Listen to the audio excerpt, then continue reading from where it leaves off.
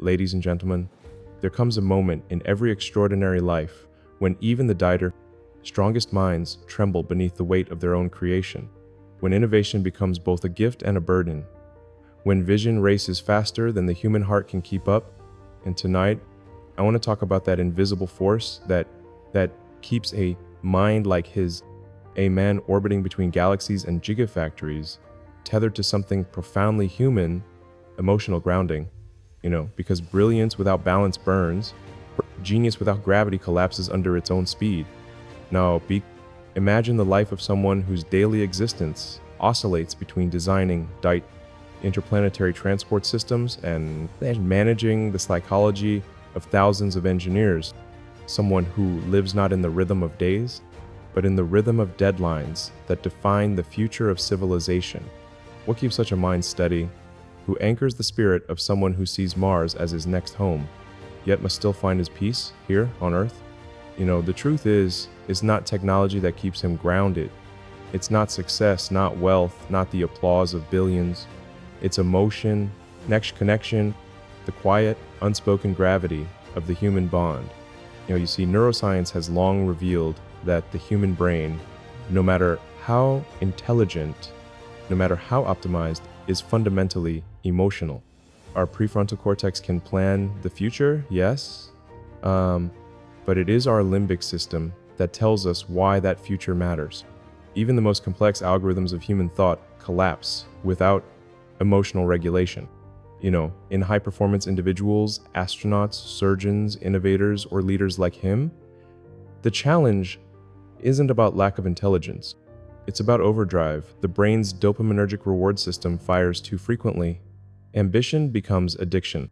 The chase for progress hijacks the circuits of peace. And when that happens, you need grounding, not in theory, but in people. Let's take a step back for a moment. Picture the mind of a man who operates across multiple universes, rockets, cars, AI, tunnels, satellites. Each project demands total immersion. Each failure feels personal. Each success comes with new enemies. That level of intensity reconfigures the brain. It literally changes neural pathways, enhancing creativity, yes, but also amplifying vulnerability. In neuroscience, we call it cognitive saturation, the point at which the prefrontal cortex can no longer distinguish between urgency and importance. Everything becomes vital, sleep becomes optional, emotions blur. In such states, people lose their emotional anchors. Relationships strain. The world becomes data. But here's what most people miss. Even the mind that builds rockets still needs a hand to hold. Throughout history, every genius who carried the world forward, from Nikola Tesla to Steve Jobs, eventually collided with their own humanity. The very same intensity that makes them world changers can also isolate them. And it is often one person, sometimes a friend, a partner, a confidant, who becomes their emotional compass. For a man like him, who lives amidst constant chaos, launch failures, media storms, leadership crises, personal losses, that grounding doesn't come from meditation apps or corporate wellness programs. It comes from presence. Someone who can look beyond the headlines and see the human being beneath the armor. Someone who can say, you don't have to carry the universe alone.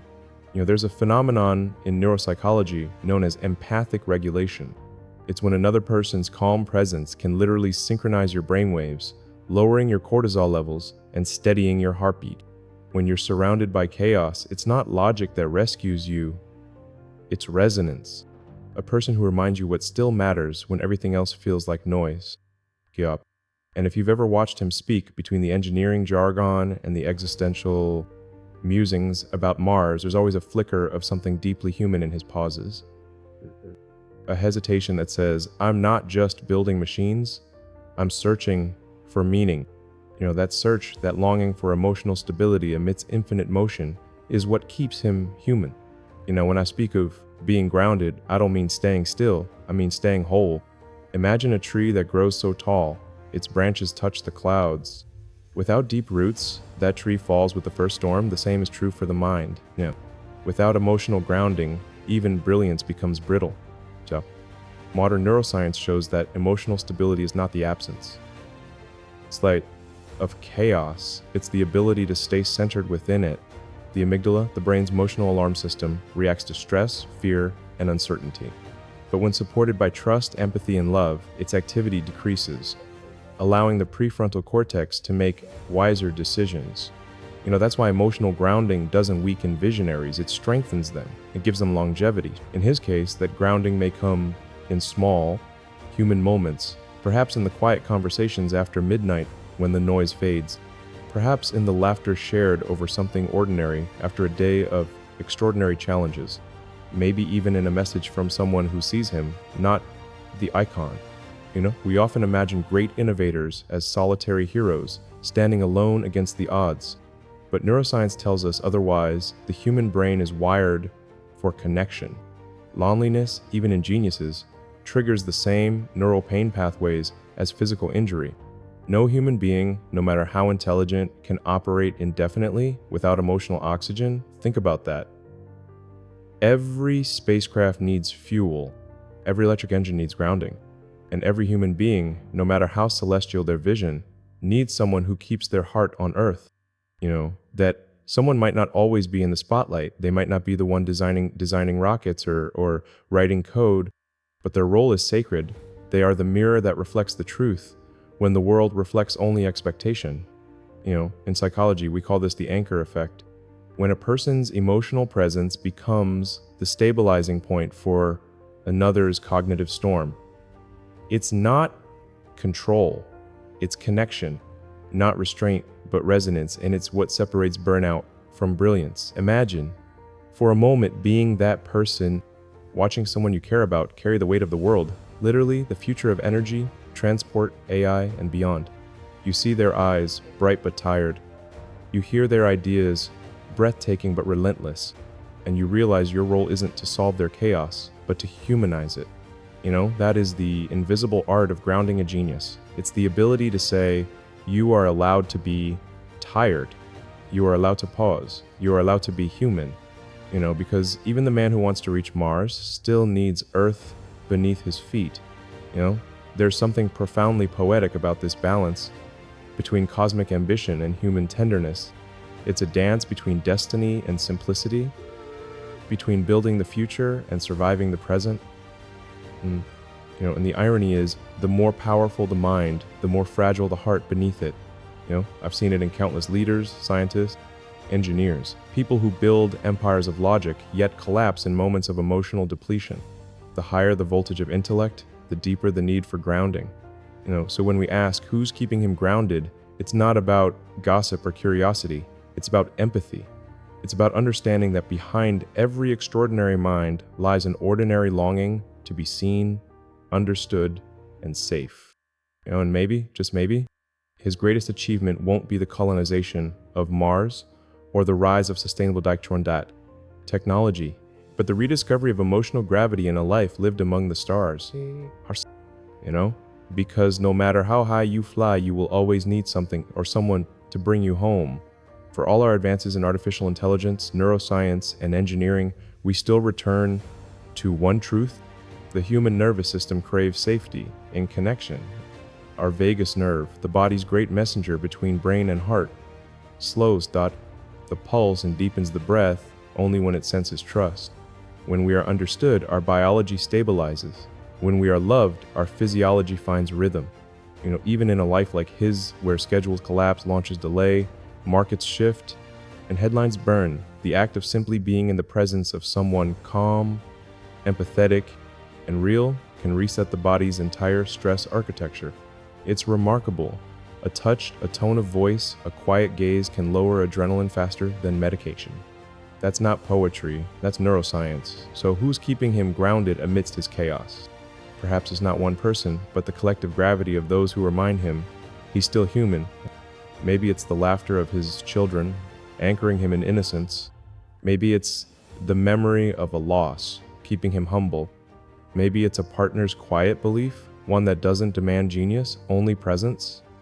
Because the truth is, even the most complex minds still need the simplest forms of care. When I study people like him, I often think of an equation we rarely consider. Performance, capability times emotional stability. You can build the most powerful engines, the smartest algorithms, the fastest rockets, but without emotional stability, capability crumbles. Emotional stability isn't about suppressing feelings. It's about staying connected to something real when everything else is moving too fast. There's a story from early astronaut training programs that's always stayed with me. NASA psychologists discovered that it wasn't the most fearless or brilliant candidates who performed best under pressure. It was the ones who could stay emotionally regulated through connection, the ones who thought of their families, their teammates, their sense of purpose. That tether to love became their anchor in zero gravity. Now think about that in the context of a man building the future. He's living in permanent zero gravity, where the rules are undefined, where every move is unpredictable, where failure is public and success is fleeting. So what keeps him sane? Connection, the gravitational pull of emotion. Neuroscience calls it company regulation. When two nervous systems interact, they synchronize. The heartbeats begin to align. The brainwaves fall into rhythm. Emotional grounding isn't metaphorical, it's measurable. And for someone constantly operating in chaos, that synchronization might be the only moment of peace they experience in an entire day. The paradox of genius is that the same brain that dreams of saving humanity often struggles to rest within it. Hyperactivity, insomnia, emotional overdrive, these are not side effects, they are the cost of vision. That's why those who stand beside visionaries must possess not just patience, but extraordinary empathy. They must understand the language of silence. Sometimes grounding doesn't come through words, it comes through presence. The ability to sit in the storm and not demand calm, but be calm. The capacity to remind someone that even if the world burns, they don't have to burn with it. When we look at him, this man who seems to juggle galaxies, it's tempting to see only ambition. But beneath that, there's fatigue. Beneath the steel, there's softness. Beneath the drive, there's doubt. And it is the people who allow him to feel those things without judgment who truly keep him grounded. Emotional grounding doesn't remove chaos. It redefines our relationship to it. The most resilient minds are not those who avoid storms. They are those who find shelter within them. When neuroscientists study resilience, they find a fascinating pattern. Those who bounce back from extreme stress share one common trait: secure emotional attachment.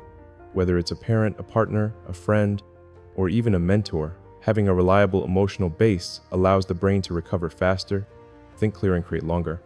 And in the case of a man whose life is a perpetual sprint, grounding is not luxury, it's survival.